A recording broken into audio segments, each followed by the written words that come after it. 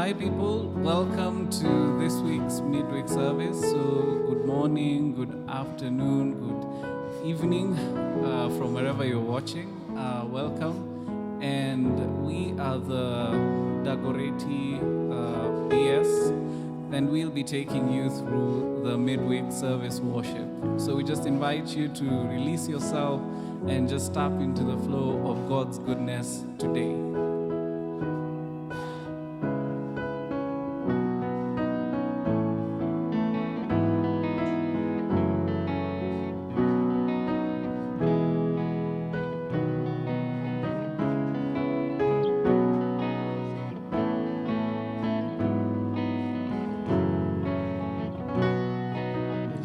As we worship you, Lord, you are worthy to be praised. As we worship you, Lord, you are worthy to be glorified. As we worship you, Lord, you are worthy to be praised. As we worship you, Lord, you are worthy to be glorified. And as we worship you, Lord, you are worthy to be praised. And as we worship you, Lord, you are worthy to be glorified. And as we worship you, Lord, you are worthy to be praised. As we worship you, Lord, you are worthy to be glorified. As we worship you, Lord, you are worthy to be praised. As we worship you, Lord, you are worthy to be glorified. As we worship you, Lord, you are worthy to be praised. As we worship you, Lord, you are worthy to be glorified.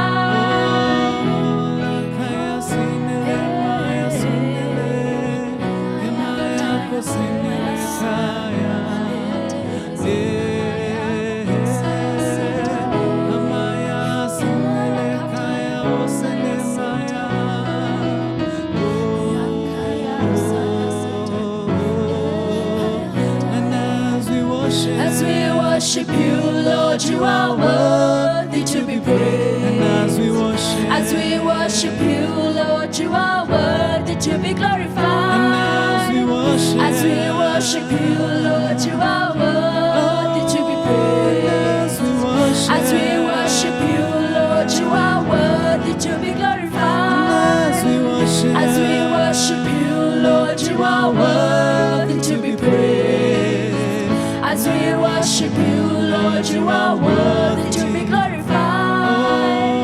As we Worship you, Lord, you are worthy to be praised. As we worship you, Lord, you are worthy to be glorified.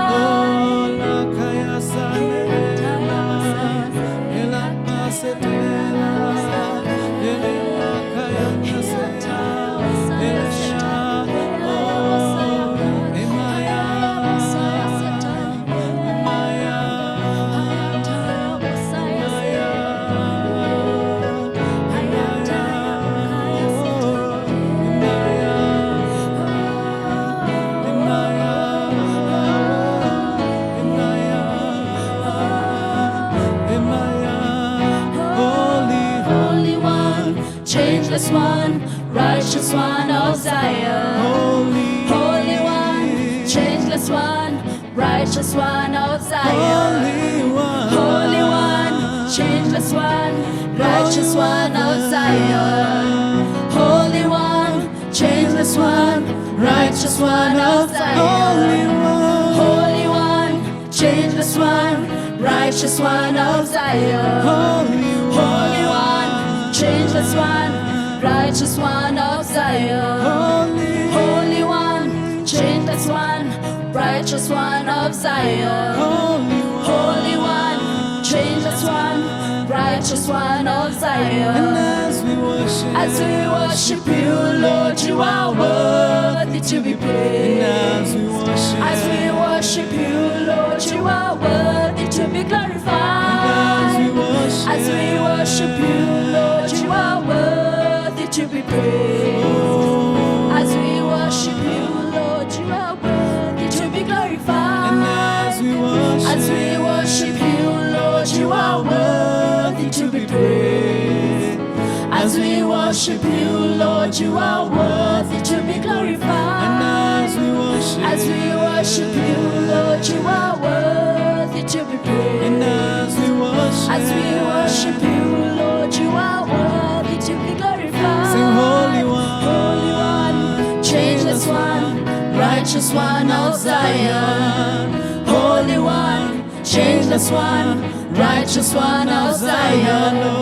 Holy One, changeless one, righteous one of Zion. Holy One, changeless one, righteous one of Zion. Holy One, changeless one, righteous one of Zion. Holy One, changeless one, righteous one of Zion. Oh yes, Andaletaya, Elemasi, Kanasoe. Oh, we worship you, our God. Oh, we worship you, our God. Oh, we worship you, oh Lord. We worship you alone, oh God. Let's sing. We worship you alone, oh God. We worship you alone, oh God. Oh, we worship you. We worship you alone, oh God. We worship you alone. We worship you alone, oh God. We worship you alone. We worship you alone, oh God. Over situation. We worship you alone, oh God. Over every circumstance, oh Lord. We worship you alone, oh God. Over every sickness, oh God. We worship you alone, oh God. Over circumstances. We worship you alone, oh God. Over situation. We worship you alone, oh God. As we go through hills and the valleys. We worship you alone, oh God. As we walk through the valley. We worship you alone, oh God. We worship you alone, oh God. We worship you alone, oh God. We worship you alone, oh God. We worship you alone, oh God. Oh, Lakasemelema. Oh, yes, just worship Him in the beauty of holiness. Oh, just worship Him. Oh, in the beauty of holiness. Oh, yes, worship the Lord. Worship Him, for He is your Maker. He is your Maker. He is your Maker. He is my Maker. He is my Maker. He is my Maker. He is my Maker. He is my Maker. He is my Maker. He is my Maker. He is my He is my Maker. He is my Maker. He is my Maker. He is my Maker. He is my He is my Maker. He is my Maker. He is my Maker. He is my He is my He is my Maker. He is my Maker. He is my Maker. He is my Maker.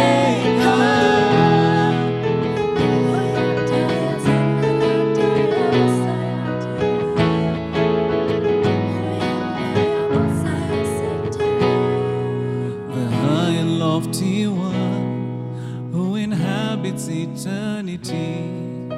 His name is holy, Jesus Christ, the Son of God. The high and lofty one who inhabits eternity. His name is holy, Jesus Christ, the Son of God, the high and lofty one, who inhabits eternity. His name is holy. Jesus Christ, the Son of God, the high and lofty one, who inhabits eternity. Oh, His name is holy. Jesus Christ, the Son of God, oh, the high and lofty one who inhabits eternity. His name is holy. Jesus Christ, the Son of God, oh, the high and lofty one, who inhabits eternity. His name is holy. Jesus Christ, the Son of God, the high and lofty one, who inhabits eternity. His name is holy. Jesus Christ, the Son of God.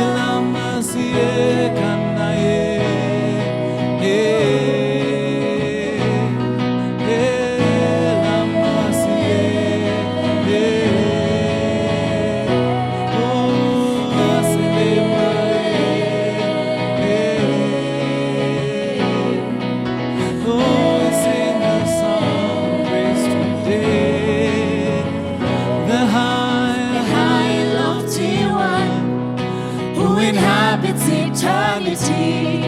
His name is holy.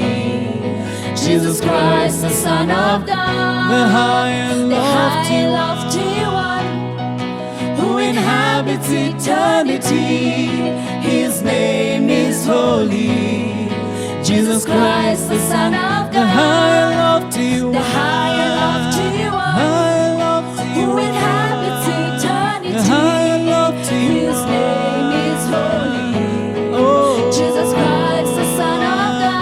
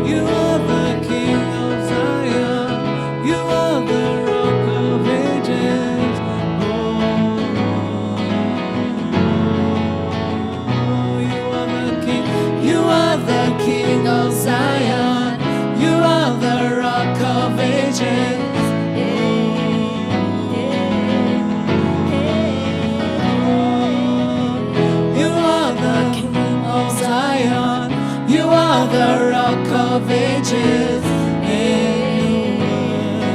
it stands forever. You are the King of Zion. You are the Rock of Ages, and your word, it stands forever. You are the King of Zion. You are the Rock of Ages, and your word, it stands forever. You are the King of Zion. You are the Rock of Ages, and your word, it stands. And your word, it stands forever. You are the King of Zion. You are the King of the Zion. Rock of Ages. You are the Rock of and Ages. Your word, it stands forever. You are the King of Zion. You are the Rock of Ages. And your word, it stands forever. You are the King of Zion.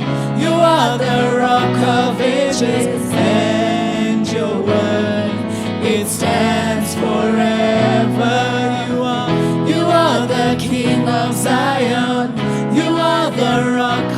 ages, and your word, it stands forever.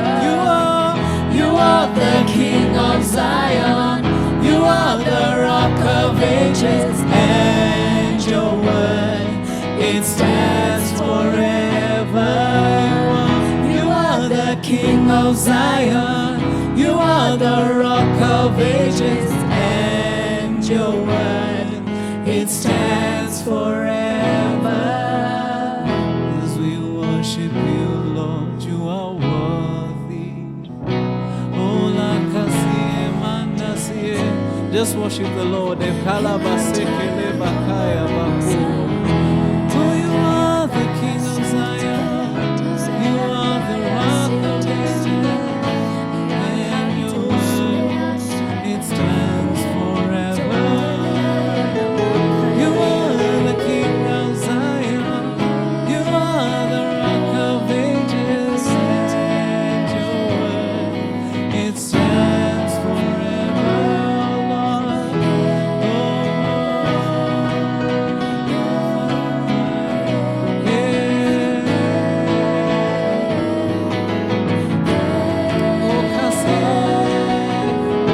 take me by the hand, lead me, Lord, take me by the hand, lead me, Lord,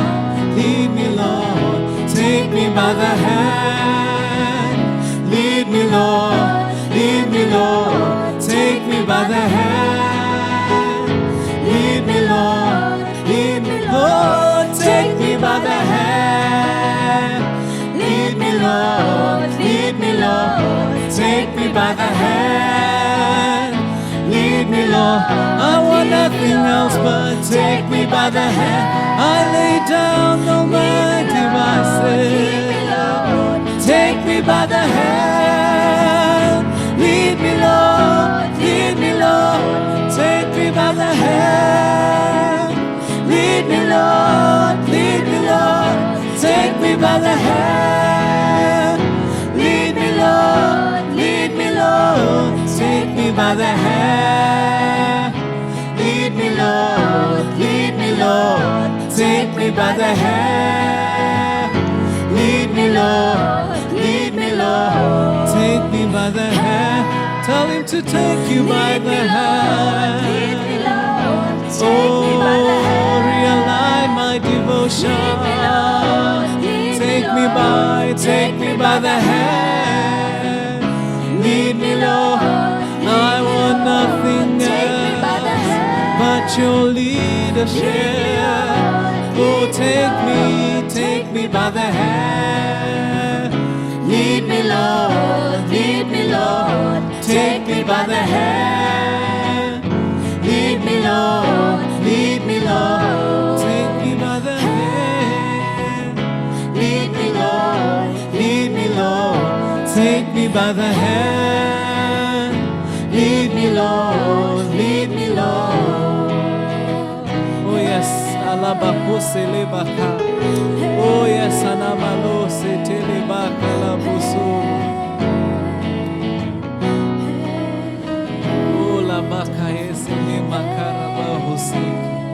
Oh, indeed, the high and lofty one, oh, the high and lofty one who inhabits eternity, oh God. The high and lofty one who inhabits eternity, his name is holy, Jesus Christ, the Son of God. The high and lofty one who inhabits eternity, his name is holy, Jesus Christ, the Son of God. The high and lofty one who inhabits eternity, his name is holy, Jesus Christ, the Son of God. The high and lofty one who inhabits eternity, his name is holy, Jesus Christ, the Son of God.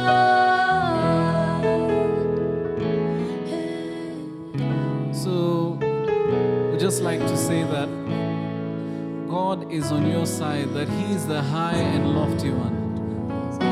Even as you enjoy the rest of your week, as you enjoy the rest of the service, as you enjoy the rest of your day, we want you to just remember that He is indeed the high and lofty one who wishes to take you by the hand, who wishes to lead you in your every step.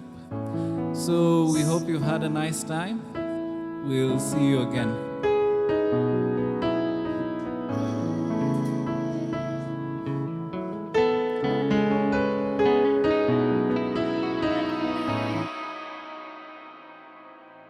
Good morning, good afternoon, good evening, wherever you are listening in to this from. My name is Rhoda Wangoi Moki, and I will be delivering the devotion for today.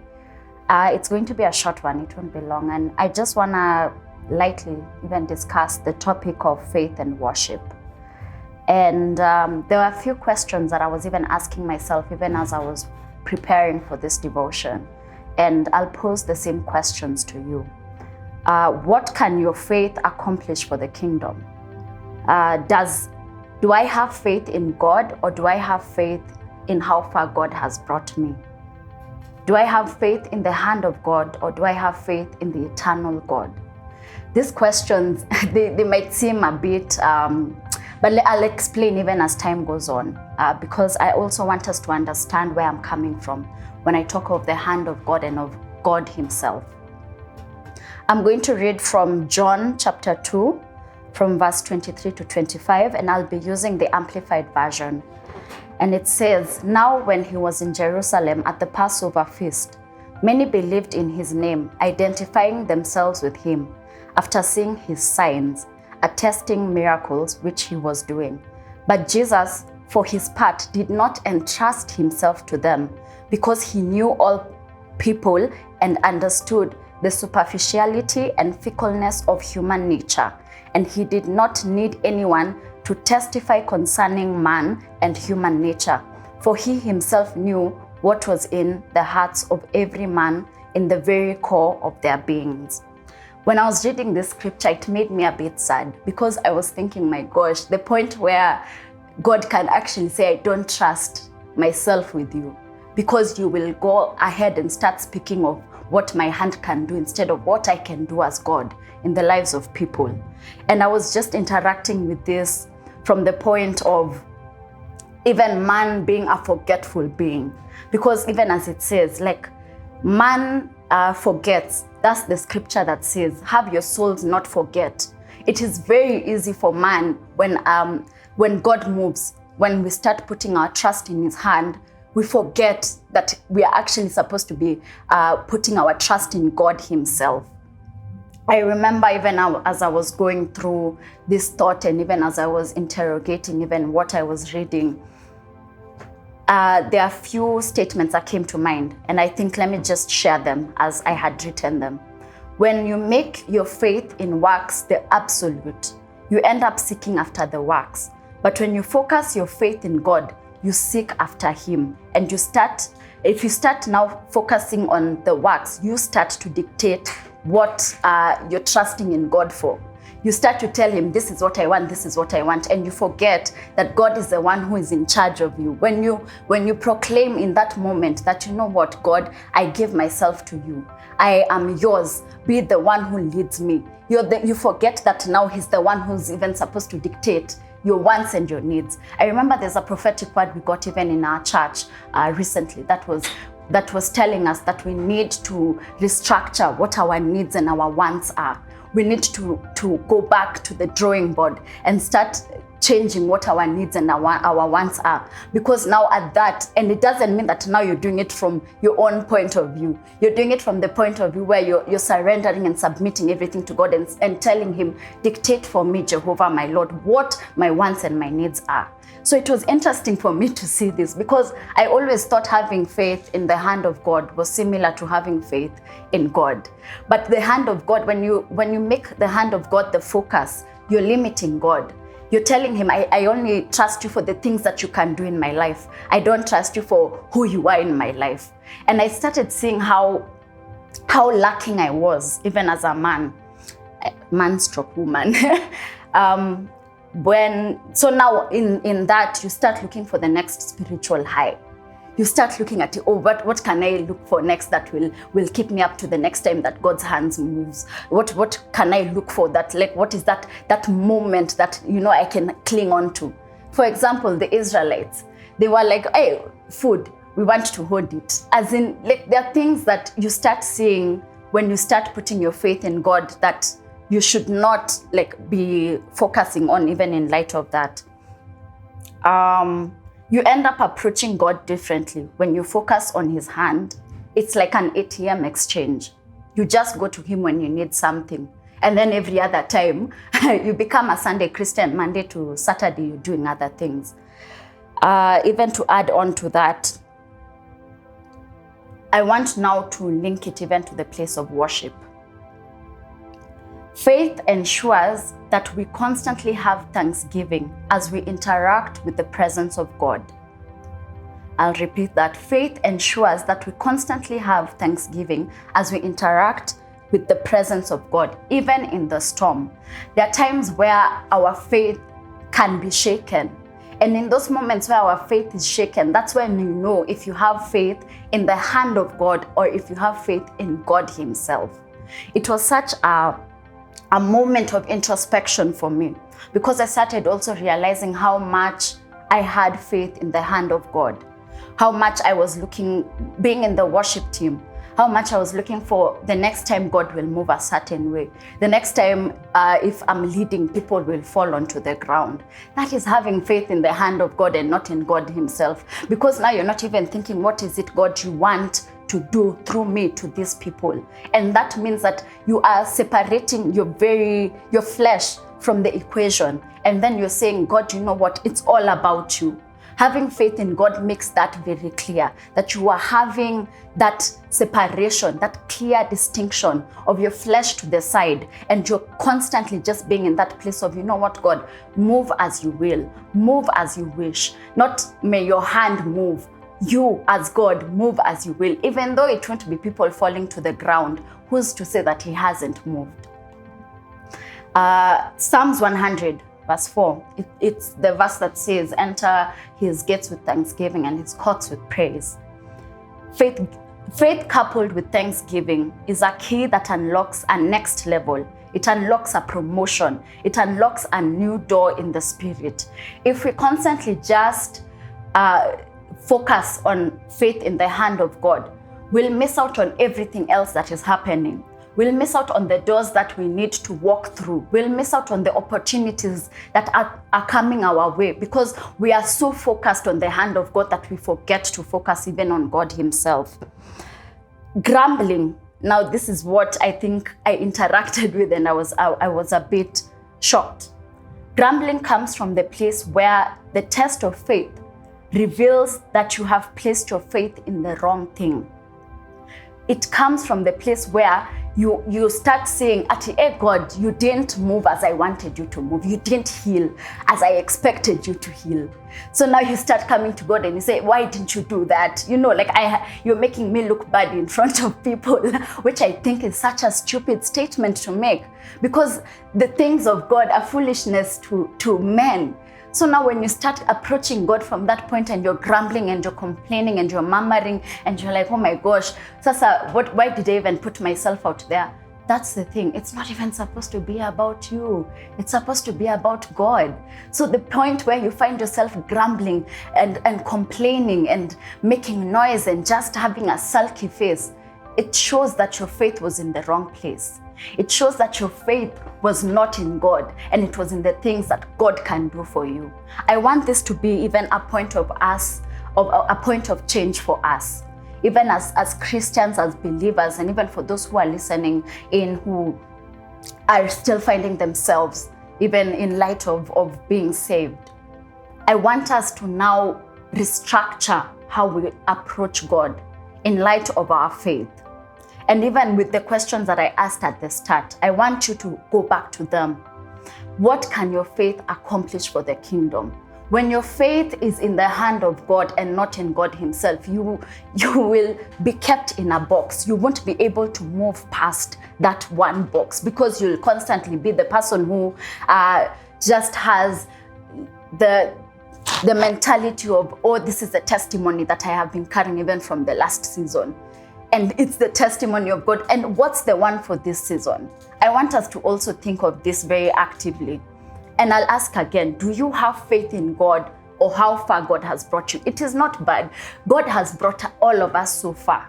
He has brought us far. Like if I start recounting how far I have come, I think it will even be a testimony that people might even hear and be like, what? What?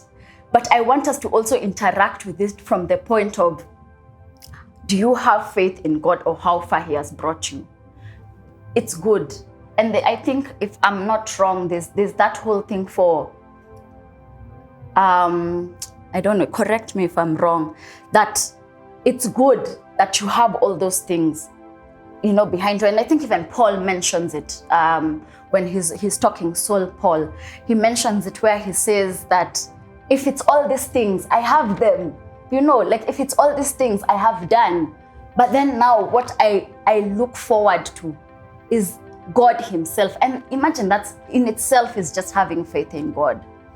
Even as I finish, Deaconess Jackie a few weeks ago spoke about the why. And I'd want us to even go back to that sermon if you have the time, or if you can, if you're a Berean. And the thing that I also discovered from this is, once you answer the why in your life, you will not struggle to focus your faith on God and not His hand. Because let me tell you again, I insist, His hand is good. When God's hand moves, it is amazing. But where are you having your focus and your faith in? So with that, I want to end my devotion there and to thank you all for listening in.